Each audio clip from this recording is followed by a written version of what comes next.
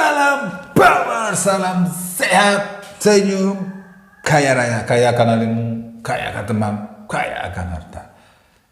Yo, tidak terasa hari ini adalah hari yang ketujuh.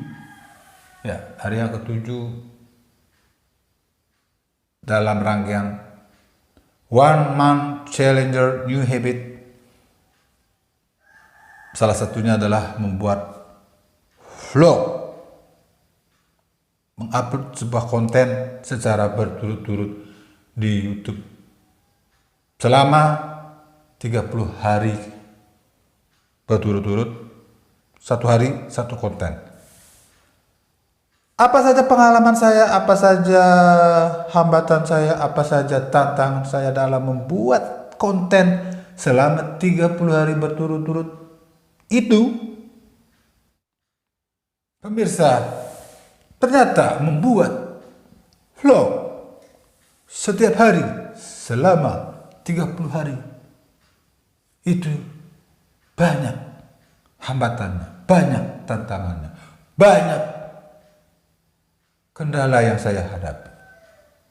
Apakah Anda juga sama seperti saya sebagai YouTuber pemula yang baru proses belajar?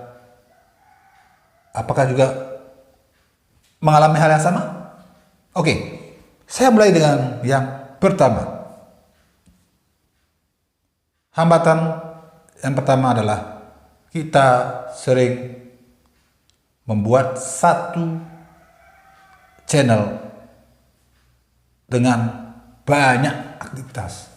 Artinya satu channel itu Anda jejali dengan berbagai macam informasi yang kadang-kadang tidak nyambung antara yang satu dengan yang lain. Ambil contoh, saya suka tradisi Bali. Kedua, saya suka jalan-jalan. Yang ketiga, saya suka musik. Yang keempat, saya suka gamer. Yang kelima, saya suka fotografi dan videografi. Ada 5 kategori utama. Kesalahan seorang pemula dalam YouTuber adalah mencoba satu channel itu untuk 5 kategori atau lebih. Ini tentu saja akan membingungkan daripada audiens kita dan juga membingungkan kepada YouTube dalam membuat algoritma channel kita. Kita ini mau fokusnya di bidang apa? Kita ini mau fokusnya di bidang musik, di bidang game, di bidang vlogger, daily vlogger, atau apa? Ini akan membingungkan.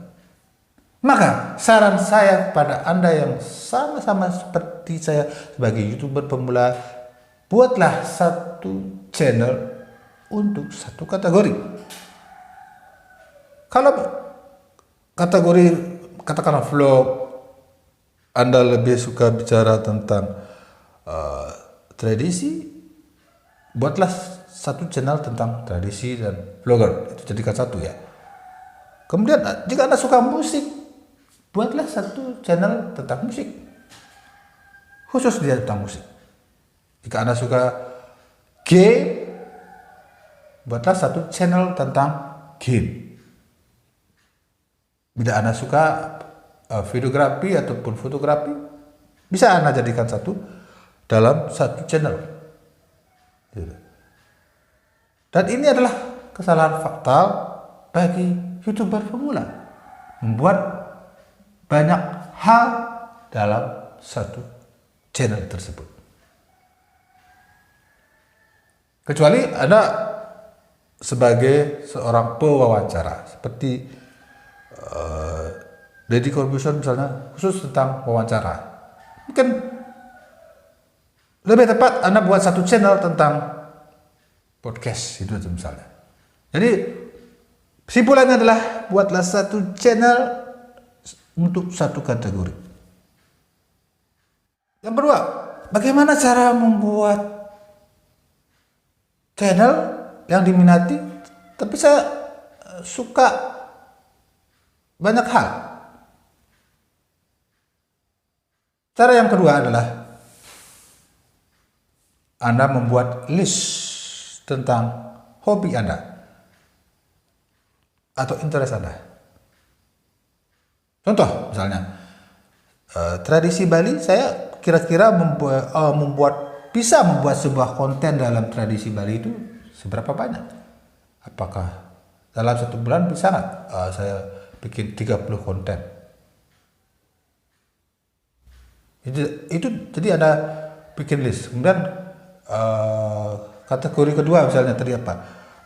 Travel, berapa banyak konten kira-kira dalam 1 bulan itu Anda bisa bikin? Apakah sama 30 atau di bawahnya 20? Kemudian musik, berapa banyak konten dalam 1 bulan Anda bisa bikin? Apakah jumlahnya lebih sedikit? Dan game, berapa banyak konten yang akan bisa Anda buat dalam 1 bulan? Kemudian bidang fotografi, berapa banyak konten Anda buat? Nah, setelah Anda membuat list itu, Anda ranking. Yang pertama, misalnya tentang musik, ternyata Anda lebih bisa 30, maka taruh dia nomor 1. Misalnya tradisi, Anda cuma bisa bikin 5, mungkin di nomor urut di bawahnya lagi. Jadi seperti itu. Nah, kalau sudah ada perankingan itu 1, 2, 3, 4, 5, Anda pilih yang nomor 1. Fokus yang nomor 1 dulu. Buat channel tentang musik. Karena itu yang lebih bisa Anda produktif di sana.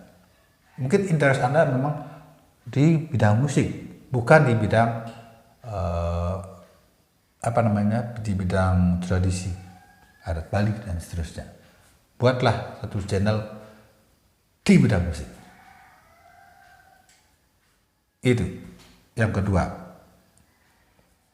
Terus yang ketiga apa? Yang ketiga, hambatan saya dalam membuat adalah belajar editing. Editing ada audio, ada foto, ada video, ada tulisan, dan efek-efek transisi dan seterusnya. Ini betul-betul kita harus belajar ya. Saya juga masih belajar bagaimana mengedit dan mengedit. Ini perlu keterampilan teknis. Tapi saya kira di YouTube sendiri ada banyak tutorial cara mengedit dan ya, Anda bisa belajar di sana. Belajar editing. Itu yang ketiga.